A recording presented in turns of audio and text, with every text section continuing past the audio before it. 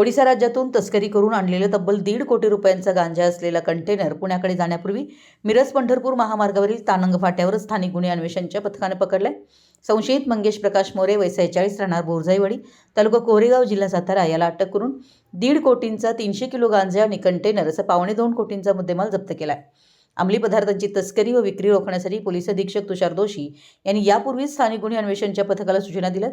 त्यानुसार निरीक्षक संजीव झाडे यांनी सहाय्यक निरीक्षक प्रशांत निशानदार यांचं पथक कार्यरत केलंय।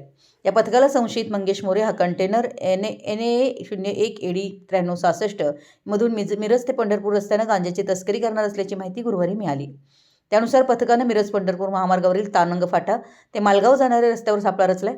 फाट्यावर कंटेनर आणून मोरे याला ताब्यात घेतले। त्याच्या कंटेनरमधील चालकाच्या केबिनमधील कप्प्याची झडती घेतल्यानंतर 2 किलो वजनाचं खाकी रंगाच्या चिकटपट्टीने गुंडाळलेले गांजाचे 150 पॅकेट आढळून आले। पथकानं पंचांच्या समक्ष पडताळणी केल्यानंतर हिरवट काळपट रंगाची फुलबोंडे असलेला तयार गांजा असल्याचं स्पष्ट झालंय। मंगेश मोरे याला ताब्यात घेऊन चौकशी केली तेव्हा त्यानं ओडिशा राज्यातील बालेगोडा ते तुंबडी या गावांच्या दरम्यान असलेल्या शेतातून हा गांजा आणल्याची कबुली दिली आहे। कसून चौकशी केल्यानंतर हा गांजा पुणे जिल्ह्यामध्ये विक्रीसाठी घेऊन जात असल्याचं सांगितलंय। त्याला जप्त केलेला गांजा कंटेनरसह मिरज ग्रामीण पोलिसांच्या ताब्यात दिलाय।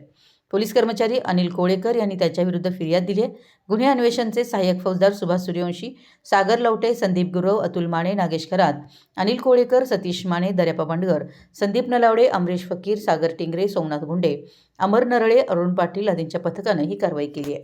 सांगली प्रतिनिधी मराठी एस न्यूज।